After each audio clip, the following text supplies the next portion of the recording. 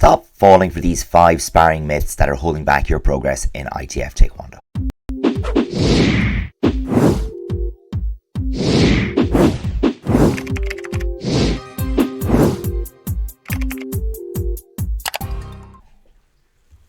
Everybody, welcome to episode 130 of Fight Chat Friday.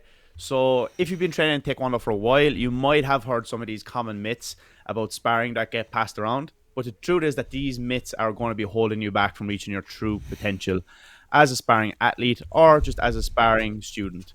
In this video, we're going to debunk some of the most common myths in sparring and show you how to take your sparring skills to the next level. So let's get straight into it with myth number 1, muscle memory will save you. Yeah, so the idea is that it's a really persistent myth in martial arts, the idea that muscle has a memory. And it goes along the lines of if you repeat an action over and over again, it'll be so ingrained in your muscle memory that you're going to be able to perform it effortlessly in a sparring bout. But in reality, look, it's just far more complex than that. So the repetition isn't the only factor in terms of building motor skill. You actually need to be able to use those skills within a context or scenario that's realistic and representative to sparring. Otherwise, it's just not going to come out in the wash.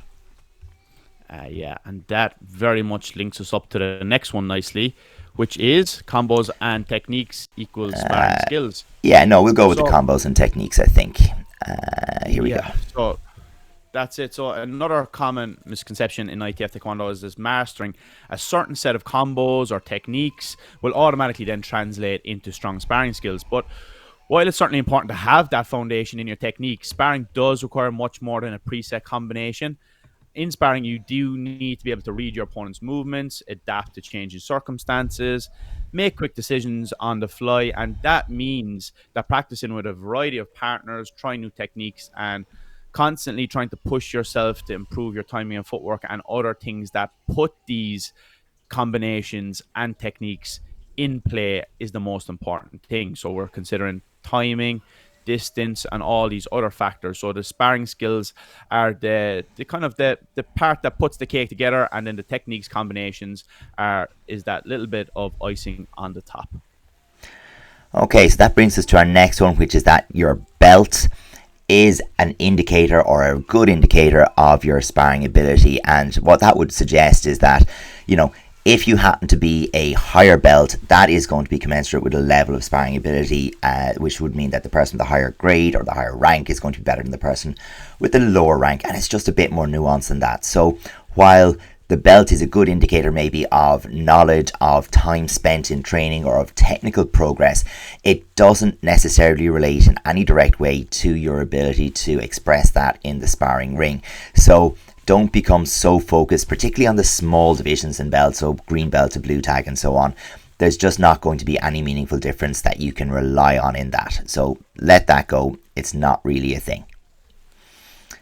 Okay, what do we have next? Let's talk reactions.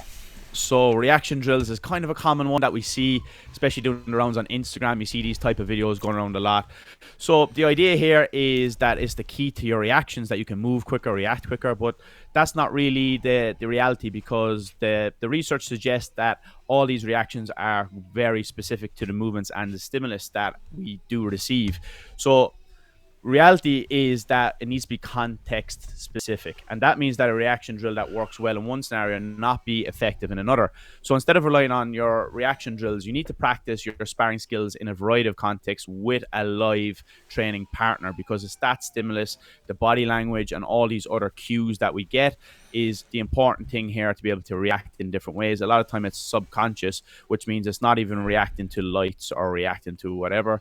And the research does suggest that it actually has to be the specific context. And here for us in sparring, it's another human body. So it's not lights, it's not a glove, it's actually somebody moving in context with you.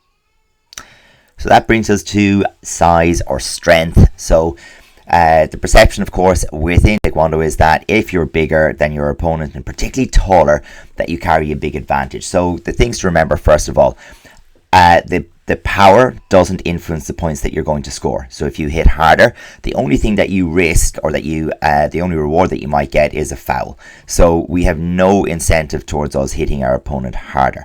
The second thing to think about is in terms of the advantage of reach, or the perceived advantage of reach. And while we're 100% sure, yes, it does help to have more reach than your opponent, the impact of it may not be as big as you think that it is.